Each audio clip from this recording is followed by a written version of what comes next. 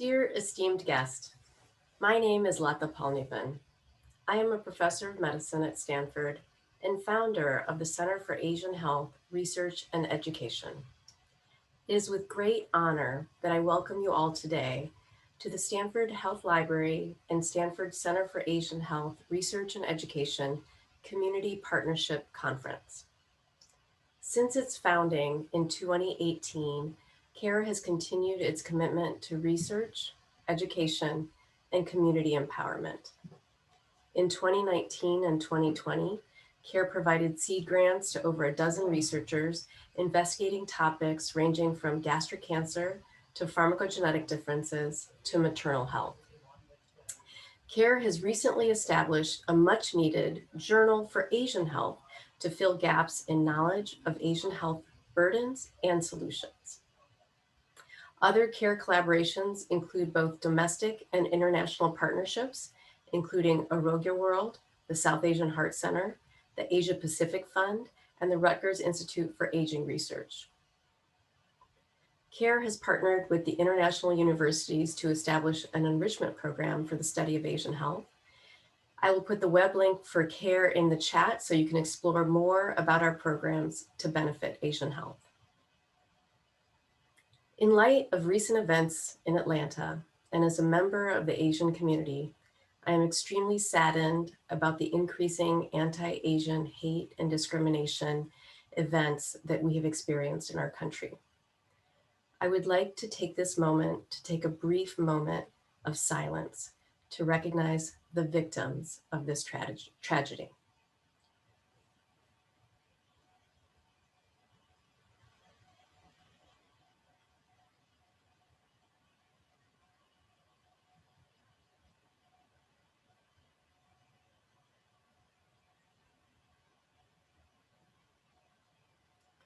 Thank you for taking time to recognize the sorrow and fellowship we feel for the Asian community.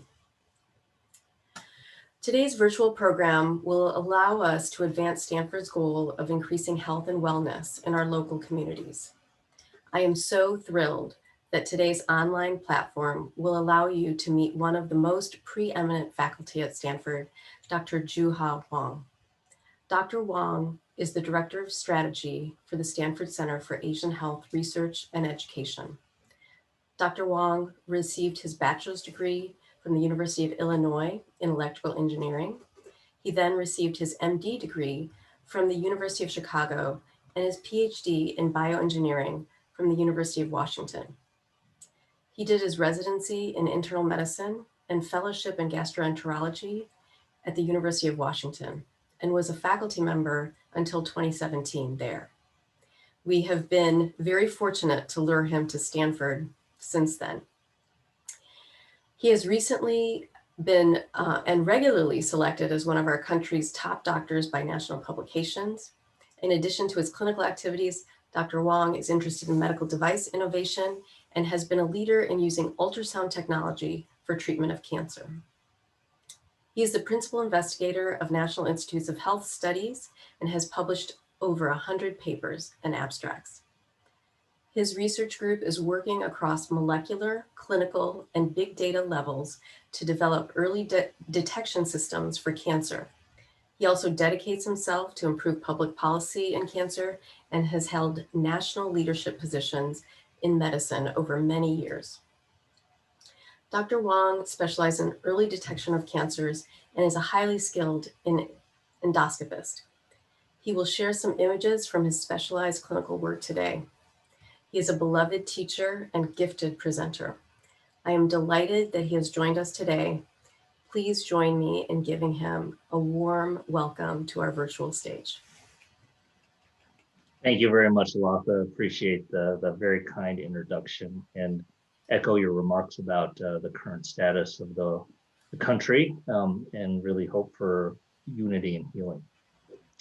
So I am going to present on a topic that is near and dear to my heart, and that is the increased risk of gastric cancer in Asians. And this has been a passion of mine. This is a major healthcare disparity probably the largest healthcare disparity that currently exists for East Asians, and something that I think we could do something about, and which is why I appreciate the opportunity to be here to present to this group. So over the next 45 minutes, what I'll do is discuss what is gastric cancer, and then discuss what are the risk factors for gastric cancer, what is the current status of gastric cancer in the United States, and what can we do to prevent gastric cancer, and lastly, what can we do to treat gastric cancer, because this is where great strides have been made and increases the rationale for why we need to do a better job in detecting early gastric cancer. So what is gastric, also known as stomach cancer? And again, the aim of this talk, is to the general, the audience that I'm trying to reach here is the general public and also primary care providers who may not know that there is a high risk group of patients who get gastric cancer. And hopefully by the end of tonight's talk, everyone will have a better understanding of who's at risk and what can be done about this. So just to start off with as an introduction, because I know that many of you are not in the healthcare field, is give basic upper gastrointestinal anatomy. So this is your esophagus, so it's where food enters and goes down, passes into the stomach. The stomach is divided into multiple areas, and this is somewhat important to know when it comes to gastric areas because different types of gastric cancer develop in different areas. So the junction between the stomach and the esophagus is called the gastroesophageal junction. Just beyond the gastroesophageal junction is the cardia of the stomach. There is a region called the fundus, which is the top of the stomach. Then there is the body of the stomach. And then towards the end of the stomach is what's called the antrum. There is a muscular sphincter that controls the output of the stomach, and this is called the pylorus. And once exiting the pylorus, you're into the small bowel. The first part of the small bowel is called the duodenum. So this is the general anatomy of the stomach. We'll be talking mainly about cancers that affect the body and antrum of the stomach. So some basic facts about gastric cancer. This is the third leading cause of third leading cause of all cancer deaths worldwide. We don't hear that much about gastric cancer here in the US because the overall incidence is relatively low because the white population, there's a relatively low incidence in the white population. But if you look at this global heat map of cancer, of gastric cancer, you'll see that a bulk of the incidence occurs in Asian countries. And then there's also a hotspot on the west coast of South America as well. So these are the areas where gastric cancer is most prevalent. And the different types of gastric cancer include adenocarcinoma, which is the main form of gastric cancer. And within adenocarcinoma, there are two types of adenocarcinoma. There's what's called the intestinal type and the diffuse type. We're going to be focusing on the intestinal type because this is the one that has a clear precursor lesion that we can screen. And we know basically the progression of intestinal type gastric cancer and some risk factors that can be modified. So we'll talk a little bit more about that. Diffuse type is often discussed here in the US because of the types of cancers, this actually probably affects Caucasians or whites on a more common basis than the intestinal type. But this is a more challenging cancer because it is harder to screen for. There are more subtle precursor lesions that we can't readily identify endoscopically. But the benefit of this type of cancer is that many times it's hereditary, and so we know other people. If you have a family history, we can screen and keep an eye on patients with a family history of diffuse type gastric cancer and survey those patients as well. There are also other types of gastric cancers, gastrointestinal stromal tumors, neuroendocrine tumors, and lymphomas that I actually won't get into in today's talk. Gastric cancer can present with symptoms. The symptoms include epigastric or abdominal discomfort or pain, heartburn or indigestion, decreased appetite or lack of appetite, unintentional weight loss. Many people, want to lose weight, but unintentional weight loss from a physician's perspective is generally not a good thing. It often means that there's some medical process going on. Symptoms of nausea and vomiting, anemia, which is low blood counts or unexplained blood loss, can also be a symptom of gastric cancer, or black stools, which basically represents bleeding from the upper GI tract.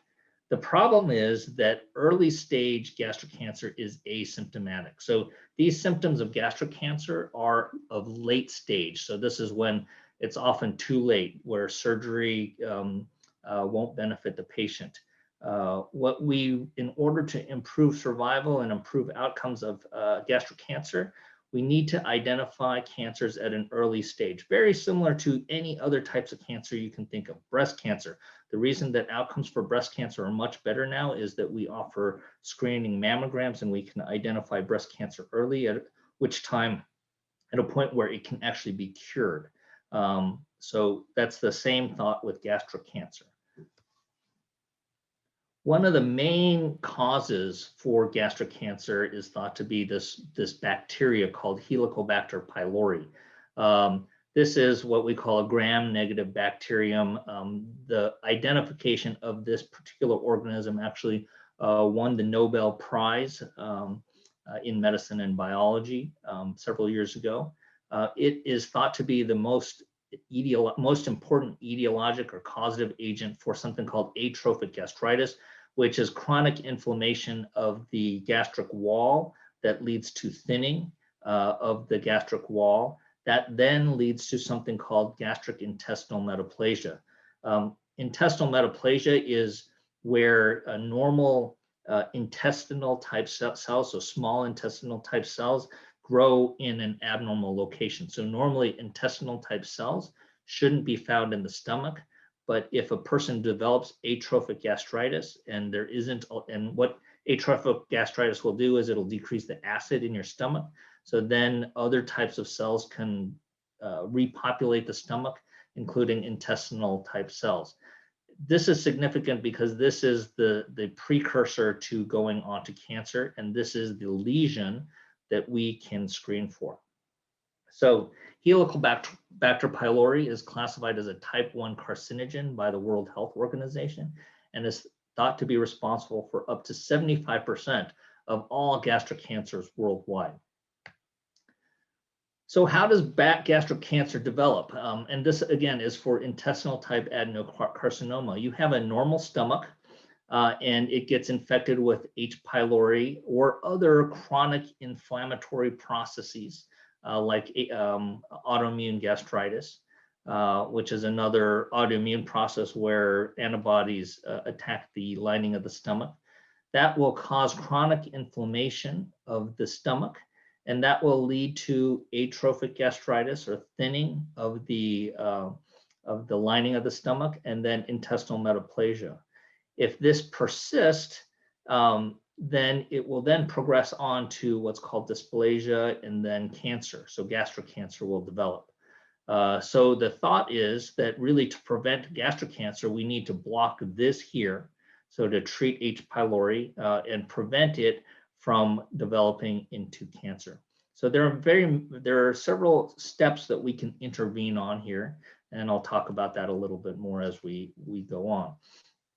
So as I mentioned, there are precursor lesions, one being atrophic gastritis, again, the thinning of the lining of the stomach due to chronic inflammation. And by chronic, I mean years to decades. So this is not like, I've had inflammation for, a couple months.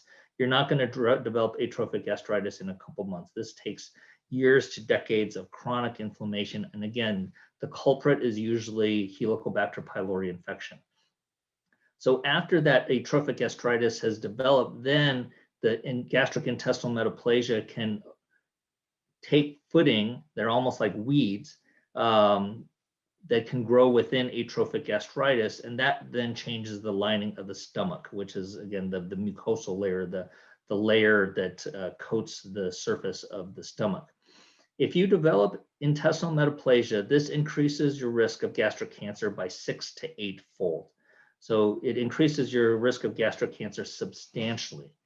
And advanced gastric intestinal metaplasia will not regress after H. pylori treatment. So if you have early intestinal metaplasia, it's thought that it might regress once you treat the inflammation and the H. pylori, but if it's spread too far, and I'll show you some images of that, there's a point of no return, and basically for the rest of that person's life, they're at increased risk of gastric cancer, and there is rationale for keeping an eye or doing what's called surveillance of that person. And then the risk of progression to cancer is related to how much of the stomach surface is covered with intestinal metaplasia, which makes sense. And then dysplasia is a precancerous lesion. So after intestinal metaplasia, the next step is dysplasia. So that's where the cells start looking irregular, but they haven't turned into cancer quite yet, but they're not normal looking cells. And that's the one step just prior to the progression of cancer. So once dysplasia develops, this is when we as physicians start thinking of doing procedures to intervene, to remove it, basically to resect dysplasia, ideally without surgery.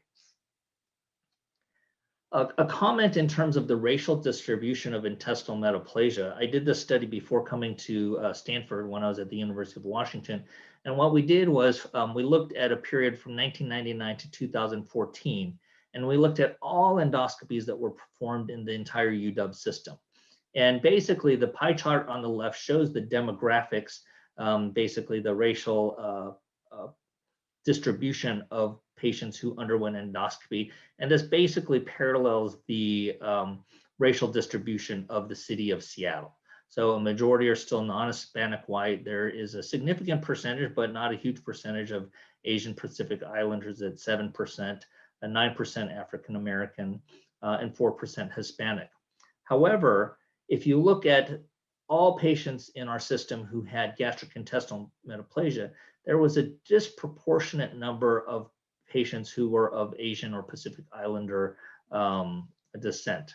And those who were non-Hispanic white had a lower percentage than the population. Also overrepresented was all the other minorities. So Black or African American, Hispanics, Native Americans, they all had disproportionate burden of intestinal metaplasia. So in this, the overall prevalence of intestinal metaplasia in the basically the Seattle population was 5.7%. But if you were Asian, you had a 23% risk of intestinal metaplasia. And as I mentioned in the prior slide, if you have gastric intestinal metaplasia, you have a 6 to 8 times greater risk of developing gastric cancer. So this is where we feel explains why Asians in particular are at higher risk, but also all the non-white races are at higher risk, but at a slightly lower percentage. And one thing that I should note is this is aggregated Asian Pacific Islanders. So if you were to separate out East Asians, and by that I mean Korean, Japanese, Chinese, and Vietnamese, this is actually an even greater percentage. Because it's those races and ethnicities that are at higher risk. And it really has to do with the prevalence of Helicobacter pylori infection in those regions. So other risk factors include male greater than men more than women.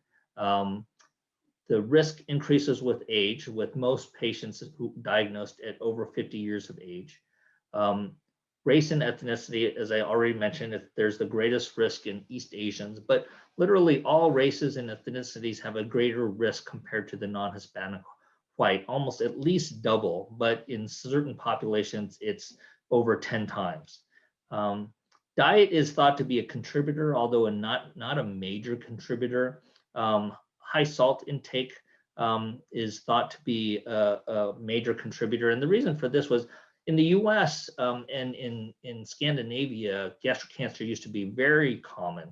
And it was thought to be because a lot of the meats were preserved with salt. And now with refrigeration and less salt in our diets, there's less incidence of gastric cancer in these regions. But if you look at some of the, you look at the Asian population or the Asian diet, it's often very high in salt. Also, meat that is processed, grilled, or charcoaled. And so Koreans are famous for their galbi, their barbecue. And so this is thought to be potentially a contributing factor, whereas vegetables appear to be protective against stomach cancer. It's been shown that alcohol of 3 or more drinks per day may increase someone's risk. Obviously, smoking increases your risk of virtually every cancer, and then a family history of gastric cancer. There is some data regarding your cancer risk by generation. So the most well-known study is a study that was done in Hawaii that looked at Japanese immigrants by generation. And what this graph shows is that the incidence of gastric cancer in the native Japanese population was basically at this level. We often report things in terms of incidence per 100,000. So this was close to 80 per 100,000. First generation immigrants to Hawaii had an elevated risk compared to Caucasian Hawaiians. Caucasian Hawaiians were down around 15, whereas first generation Japanese were around 50, so still significantly elevated. By the second generation, it went down to about 30, and then the third generation, what they don't show here, it is almost returns back to baseline. So this gives an argument for environmental factors and not just ethnic factors. And this graph kind of shows the reverse thing. In Japan, it was protective of developing colon cancer. Why? Whereas if you move to the US, all of a sudden your risk for colon cancer went significantly higher. And we all know that colon cancer is a deadly disease. This is Colon Cancer Awareness Month. And colon cancer basically is uniformly has a high incidence across all races and ethnicities. And we uniformly recommend colon cancer screening. But what I'm going to get at is that some of us should also have screening for gastric cancer, and we can tie that in with colon cancer screening if we're smart. So what's the current status of gastric cancer in the US? I like to compare esophageal cancer and gastric cancer for a couple reasons. In the United States, there's been a lot of attention for screening for esophageal cancer. There's something called Barrett's esophagus, which is directly analogous to gastrointestinal metaplasia. It's basically intestinal metaplasia of the esophagus, and the inflammation is due to chronic reflux as opposed to an infection like H. pylori. And so if you would go to national meetings, Barrett's esophagus and esophageal cancer and screening was basically, talked about quite extensively, and the NIH funded millions and millions of dollars towards Barrett's esophagus and esophageal cancer.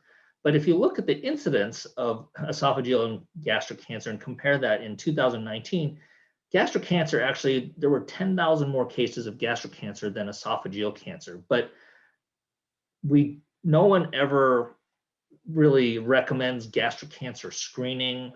The research dollars towards gastric cancer pale in comparison to esophageal cancer. And part of this has to do with politics, unfortunately. Esophageal cancer is a disease of older, obese white men. And gastric cancer, as I showed you, is really a disease of non-Hispanic whites. And so this is an area that we need to work on, that we've been working on actively through CARE. And this is part of health policy that we would very much like to change, as we feel that gastric cancer deserves at least as much, if not more, attention given the disease burden in the United States. Again, some more comparisons. I like to show this slide because this shows the incidence of colorectal cancer in the United States. And a body of physicians and health policy experts called the United States Preventive Service Task Force has determined that colon cancer warrants screening. And it had been that everyone over the age of 50 should get a colonoscopy or get some form of colon cancer screening. They've actually recently dropped the guidelines down to 45. And they don't make any recommendations related to stomach cancer because the incidence of stomach cancer in the US is so low. So there's no, you have to have a significant burden of disease and a high enough incidence that screening will benefit and result in identifying a sufficient number of early cancers that will impact overall survival and mortality. Well, if you look at Koreans who do screen for stomach cancer, and actually more frequent than they do for colon cancer, this is the data, and this is for Koreans in Korea. Their rates of stomach cancer and colon cancer are substantially higher than that of colorectal cancer. And so, using this type of logic, then it would make sense that at least first generation Koreans and others who have incidences that are at least that high, that meet that threshold, should get screening for a cancer that has equal or if not greater incidence than colorectal cancer. And also the costs associated with doing an upper endoscopy and screening are much less than colonoscopy because no bowel prep is required, which is oftentimes the hardest part of getting screening. Here's some more data on gastric cancer incidence in the United States. And unfortunately, this is not separated out by generation because this is data that comes from Southern California. And so it again shows that the incidence of gastric cancer is highest in Korean Americans, Japanese Americans. Chinese Americans are also up here, similar. You see this aggregated Asians, so that includes all Asians, including groups that actually have very low. Again, we don't like to use this aggregated data because it dilutes out those who would really benefit from screening. But you can still see that it is substantially higher than the non-Hispanic white population. So essentially all minority groups have a higher risk of gastric cancer. And Shalja Shah, who used to be at Vanderbilt, recently moved to San Diego, did a great cost effectiveness analysis that showed that gastric cancer screening was cost effective in everyone except for non-Hispanic whites. So, again, we're trying to move forward in attempts to decrease or improve outcomes of gastric cancer and detect gastric cancer at an earlier stage. So here is the relative risk by ethnicity. Again, this is done by Shalja Shah in a recent analysis. And as I mentioned, that there are two areas of the stomach. So there's the gastrocardia, and the gastrocardia and cancers in the gastrocardia kind of behave more like esophageal cancer. So this is why actually non-Hispanic whites have a higher rate than everybody else, but it's all pretty similar. There's not a huge difference. But then if you look at non-cardia, so this is all the intestinal type, again, Koreans are 13 times more likely to have gastric cancer than non-Hispanic whites. Vietnamese, 6.4 times. Southeast Asians, 5 times more. Japanese, 5 times more. Chinese, 4.7 times more. Hispanics, 3.7 times more. So these all are at much higher risk of gastric cancer than the non-Hispanic white population. And there's an argument to be made that this group would all benefit from some type of screening. So what can we do to prevent gastric cancer? So now that we know that the incidence is much higher, especially in East Asians, but in virtually all minority groups, the obvious one, the primary prevention, is we know that Helicobacter pylori drives most of intestinal type gastric cancer. So let's treat Helicobacter pylori. That is what we call primary prevention. So that would mean that, we identify a high-risk group, East Asians, we should test them, and then if positive, treat them for Helicobacter pylori. No one really disputes this. The question is when to treat, when to test, and when to treat. Some of the issues, if you test too early, there's a risk of reinfection. This is a bacteria, and there's always a risk of reinfection. And also antibiotic treatments are not completely benign, and can have some side effects and can result in antibiotic resistance. So, we need to do this sensibly, but we know that in high-risk groups, such as East Asians, that testing and treating for Helicobacter pylori makes a lot of sense. And we generally recommend this test and treat strategy probably for the age group between 20 and 40. If you, the earlier, again, you identify it, the sooner you cut this off. And again, as I mentioned, the progression of gastrointestinal metaplasia, atrophic gastritis, and intestinal metaplasia often takes decades. So you want to treat at the right spot before atrophic gastritis develops. And there have been randomized controlled trials that show that H. pylori eradication significantly decreases gastric cancer development. So this is something called a meta-analysis, and it shows that they added a whole bunch of different studies here. We have 7 studies that were evaluated and looked at outcomes of Helicobacter pylori eradication in the development of gastric cancer, and they showed that it decreased the risk of gastric cancer by 50%. So it's certainly worth testing and treating for H. pylori. That's only if you have, if you identify it before atrophic gastritis develops. So the other mode, which is called kind of secondary prevention, is screening using endoscopy. And oftentimes people go, well, is screening with endoscopy effective? And the overall, the baseline number that you look for is survival from gastric cancer. And the 5-year survival in the United States, if you get diagnosed with gastric cancer, it doesn't matter what stage, but for all stages, your odds of surviving 5 years is 32%. Whereas if you're diagnosed in Japan or Korea, your odds of surviving 5 years are over 60%. So double the 5-year survival in Japan and Korea that have screening programs. And the argument is they identify these lesions at a much earlier stage. They're able to intervene, and patients will live longer. Again, here's another comparison. This is a busy slide, and I apologize, but just focus on the red number. So here you have South Korea and Japan, and I put these 2 countries up specifically because South Korea and Japan both have screening guidelines that are supported by the national government. And so in South Korea and Japan, both screening can be done by an X-ray where you drink some contrast, or preferably endoscopy. And more studies have shown that endoscopy is a more effective route of screening than the radiography. And then there's the United States, where there's no screening program.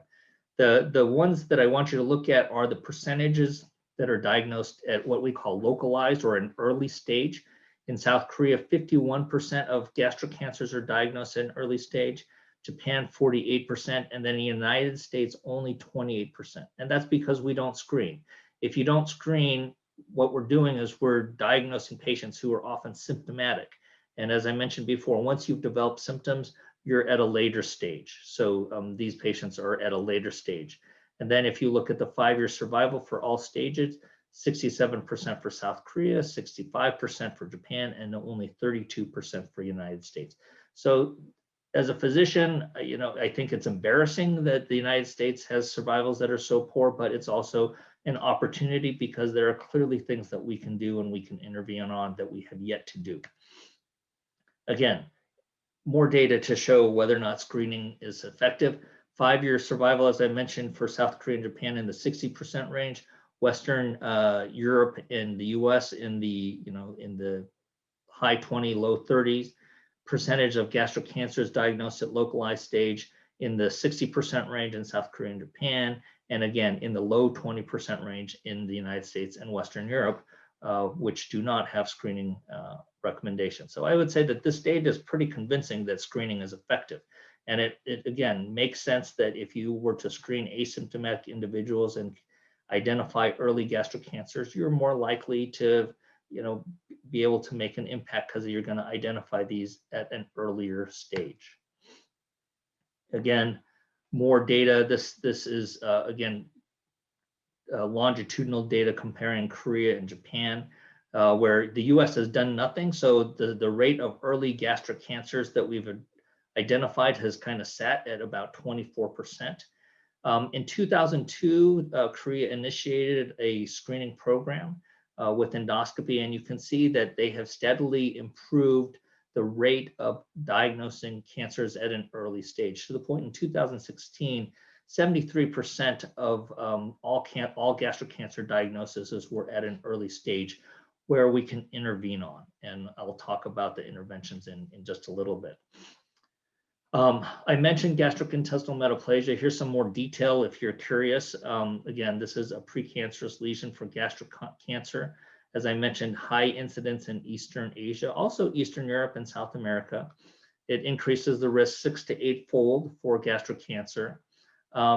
It does not regress following H. pylori therapy unless it's really early, but it will slow down the progression. So if there's still a reason to identify H. pylori and stop the infection and the inflammatory response that H. pylori causes.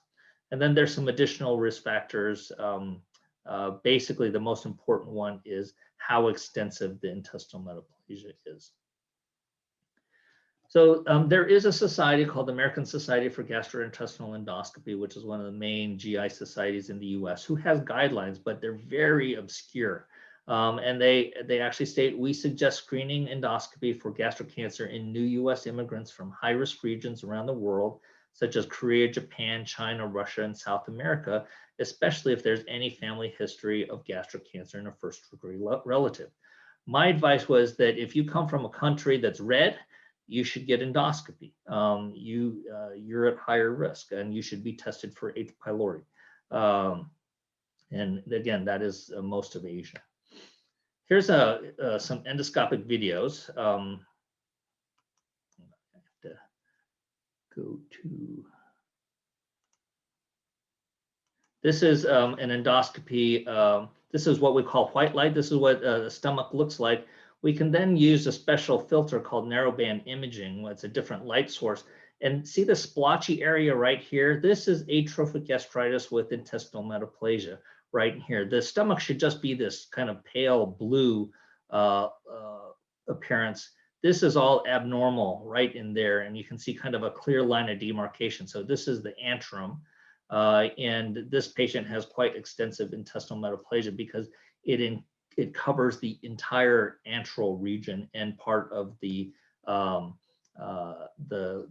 body, what we call the lesser curvature. So again, here's the antrum on what we call white light, which most endoscopists out there who haven't been trained to do screening for gastric cancer, they'll only use white light. They won't switch to this narrowband imaging. So, you can't just, I'm also working on trying to train endoscopists to perform endoscopies correctly when diagnosing or when screening for gastric cancer, because you do need to do a kind of a different examination, because if you just do white light, you can be fooled to think that there's nothing wrong, whereas this person actually has extensive intestinal metaplasia. And then this is what we call a retroflex view. This is actually the stomach. This is the scope coming through the gastroesophageal junction right here. Just to remind you of the anatomy, this is the cardia right here. This is the body. This is what we call the lesser curvature of the body. And here you can see this pale area that is better demarcated or identified with better contrast using this imaging called narrowband imaging. And again, all this kind of whitish area are areas of atrophy or atrophic gastritis, with intestinal metaplasia. And we can also use some advanced imaging techniques called near focus. It's basically a form of magnification where we can see abnormal gastric mucosa. Here's another video that shows an early gastric cancer. So right in here, this is an early gastric cancer. There shouldn't be bleeding when you come into the stomach. And again, on white light, it doesn't look that remarkable, but then I'm going to switch to narrowband imaging, and you can see these splotches here. And so this is extensive intestinal metaplasia. Here's a cancer right there. So these cancers are somewhat subtle. And then this patient's stomach is completely atrophic. So it's all abnormal. And sometimes we can even spray, this is acetic acid or dilute vinegar. And what that does is it accentuates the areas of intestinal metaplasia. It turns it kind of a white color. So there are strategies that we have recommended. And again, this is a busy algorithm and you don't need to pay attention to all the details. But the bottom line is that we do have recommendations. If you had an endoscopy and they show that you have intestinal metaplasia, you want to make sure that there's no H. pylori, and we can test for that when we do our biopsies. The pathologist can look for that. And then we can determine are you at an increased risk based on your race, ethnicity, immigration status, or family history?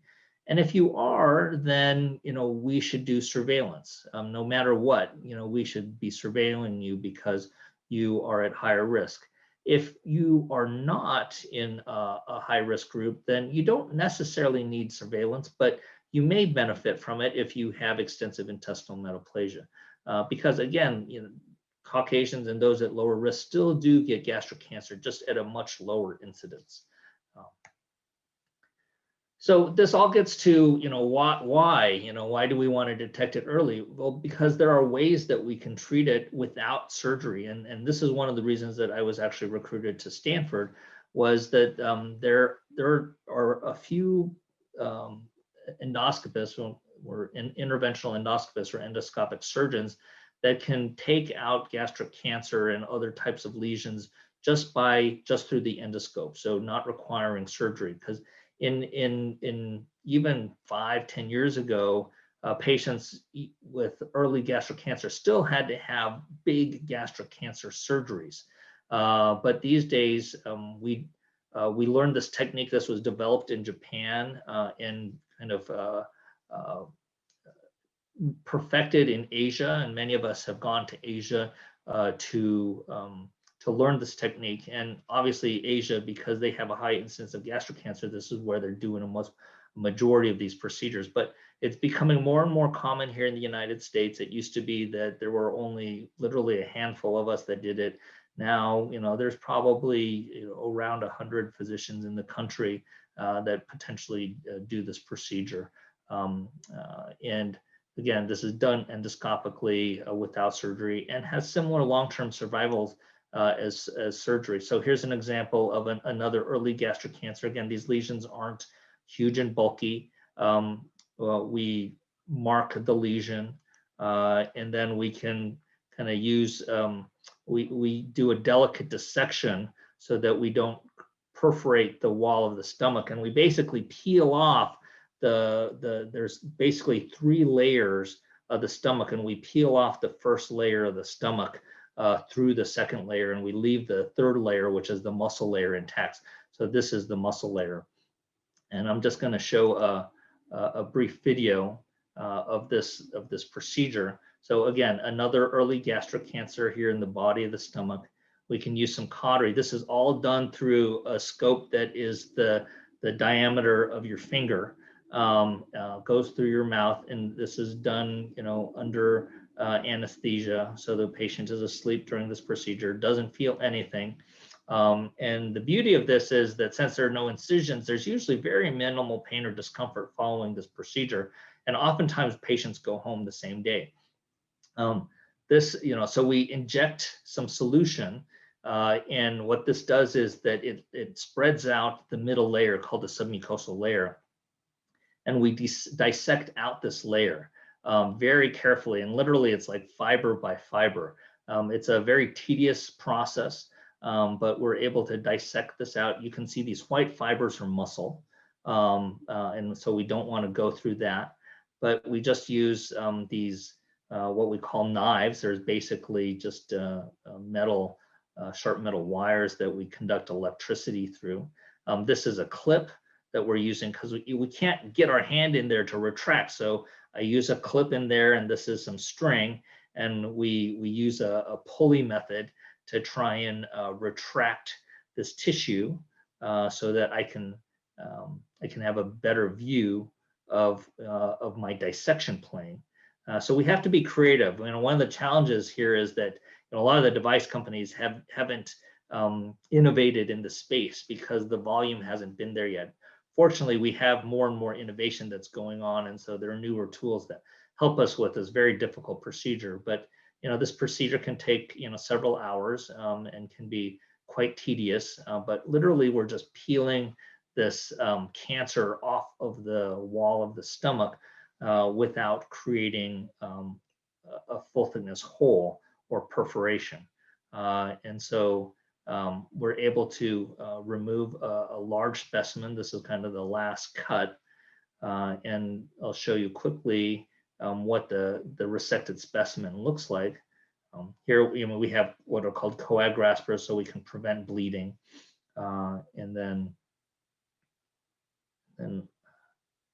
here, this is what the specimen looks like, and this is basically a 6 centimeter by 4 centimeter specimen, and the cancer is here in the middle. And again, this is done without removing the stomach. It's all done through the mouth, and the patient was able to go home the following day. So, this brings me to my conclusion. Who's at risk? Again, who's at risk basically is highlighted in red, but again, we're a country of immigrants, and especially here in the Bay Area, where the population of Asians is over 30%, we need to be aware of the fact that we come from areas that have different disease profiles, and in particular, a higher risk of gastric cancer. So we need to be aware of that, and we need health policy that allows us to prevent gastric cancer or to identify gastric cancer at an early stage with endoscopy. So, just big picture goals here at Stanford and at CARE and actually working with collaborators across the country is we're trying to increase awareness of the increased risk of gastric cancer in Asians, which is why I'm talking to you all today. And I hope that I've made it very clear as to what the risk factors are. And what we're trying to do is establish guidelines for gastric cancer screening in high-risk populations in the United States.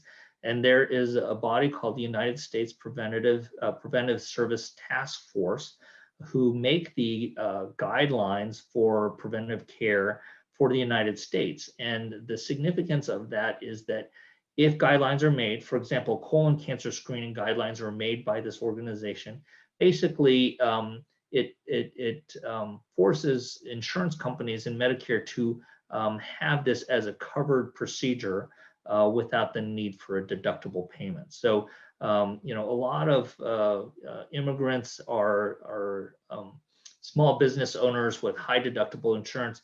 Even doing an endoscopy can be very, very expensive, and we want to remove those barriers so that they can get potentially life-saving interventions.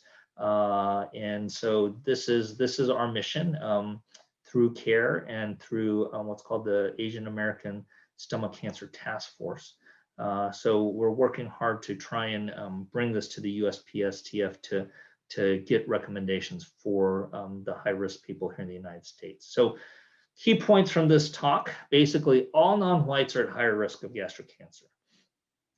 That's Hispanics, African Americans, but especially East Asians. So East Asians are at the greatest risk, and those include Koreans, Japanese, Chinese, and Vietnamese. If you are in that group, certainly talk to your primary care provider about getting tested and treated for H. pylori. And I would recommend this before the age of 40, because by the time you've hit 40, if you've been infected as a child, you probably already gone to intestinal metaplasia.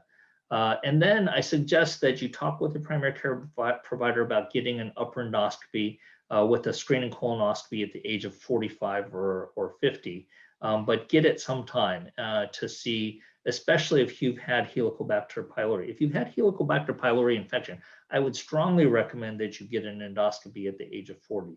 Otherwise, consider getting endoscopy at the age of 50 or whenever you get your screening colonoscopy. Your gastroenterologist should be able to do it at the same time. And then often the question that I get from patients is, what can I do?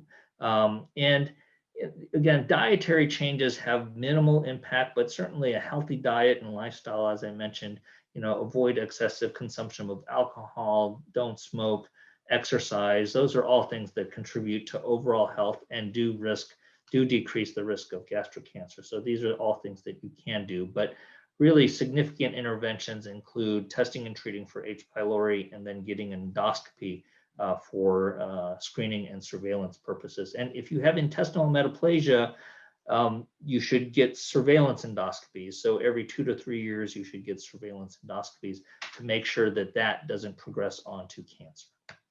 So that's the end of my talk. I would obviously like to make some acknowledgments. A lot of this work could not be done without our generous donors. So you know who you are, and thank you so much for your contributions that have made the work so far possible.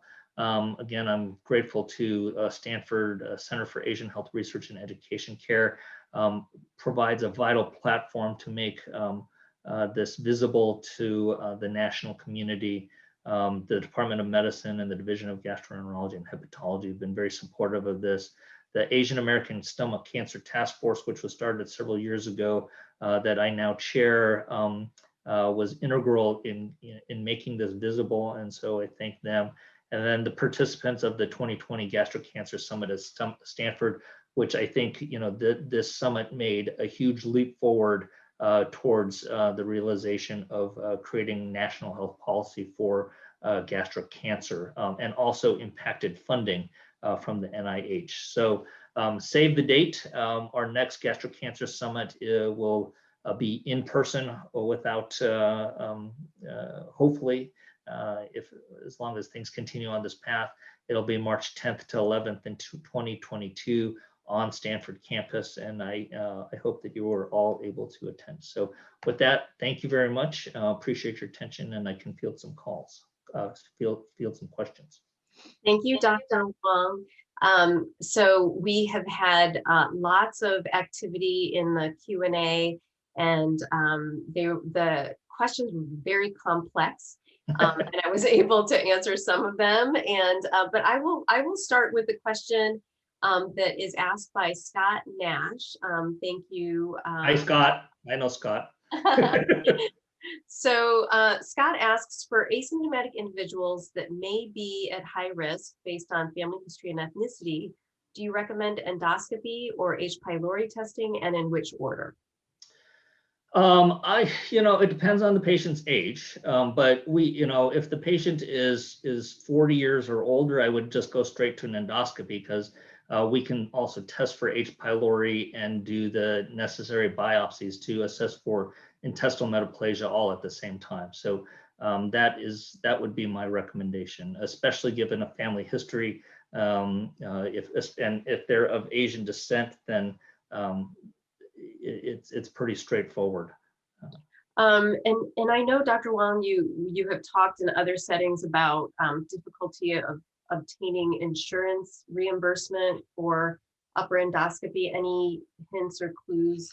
Yeah, the insurance companies will not cover screening, right? Because it's not, they don't know what gastric cancer screening with endoscopy is. If you have a family history, they will often cover it. So a family history will often trigger approval by an insurance company. But average risk, who they consider average risk, you usually cannot get an endoscopy just for screening purposes. But there almost isn't a person that I don't know that hasn't had some type of stomach discomfort. And so, if you're over the age of 40 with any type of upper GI symptoms, that's an indication for endoscopy. So it's often what we call symptomatic evaluation. And the downside to that, again, as I mentioned, is that, most people have a copay. And so that, symptomatic evaluation often requires a copay, whereas if it's identified as an approved screening modality, then there is no copay. So that's what we're working hard to try and get the designation for. Great. Well, thank you for your work in that, Dr. Hwang. So as a follow-up question to that, we have an attendee asking how often gastric endoscopy should occur for a high-risk group such as Koreans. We had an earlier question about frequency of colonoscopy, which I answered. Is it 10 years like colonoscopy or a different frequency? Now, this is actually quite debatable. There are other recommendations that state that if you are from a country who has screening guidelines, that you should follow those screening guidelines. So if you're from Korea or Japan, they recommend every 2-year endoscopy, independent of any biopsy findings. We're trying to do a little bit more of a rational approach because I really do think that the data shows that intestinal metaplasia is what we're really doing to identify higher risk groups, right? So if you have intestinal metaplasia, then your risk goes up substantially. And the analogy is if you do a colonoscopy and you find an adenomatous polyp, your interval depends on the number of polyps we find. So if we find a lot of polyps, then you have a 3-year interval. If you have, 1, then 1 or 2, then we say 5 years. Same thing with intestinal metaplasia. So if you have very little intestinal metaplasia and you're at low risk, then you're probably at still very low risk and don't need surveillance of that. But if you have, a moderate amount of intestinal metaplasia and you are a high risk group, you should have endoscopy at a minimum every 3 years. The Asians would say every 2 years. So somewhere between every 2 and 3 years. If you have advanced features of intestinal metaplasia, then you should have it every year. So it really depends on what we find on endoscopy. Thank you, Dr. Hwang, for sharing your wisdom with us today. Unfortunately, we're at the end of our hour together, and Dr. Hwang shared with me that he has another conference that he's presenting at in Korea right after this. So we're going to let him go to people that will learn from him on the other side of the world right now. So thank you all for your questions. We've had much activity on the Q&A, and I've put in the chat the email if you have further questions. I know Dr. Hwang is very interested in serving the community and answering your questions, so please send us an email at stanfordcare@stanford.edu, and we will make sure Dr. Hwang gets these questions and is able to answer them for you. And with that, I want to thank you, Dr. Hwang, for your time today. And if I will give you the last word in telling everyone again about the dates for the 2022 Gastric Cancer Conference. We had some clarification on the dates, if you don't mind announcing that and just saying goodbye to the group. Yeah, dates are March 10th and 11th in 2022. The funny thing was we were the last conference on campus at Stanford before we got shut down for COVID. So, we're optimistic that we're going to do an in-person meeting and make further strides towards advancing this important healthcare disparity, especially for East Asians. So thank you. And thank you everyone for attending. I appreciate it. Thank you, Dr. Hwang. We'll see you next time. All right. Bye-bye.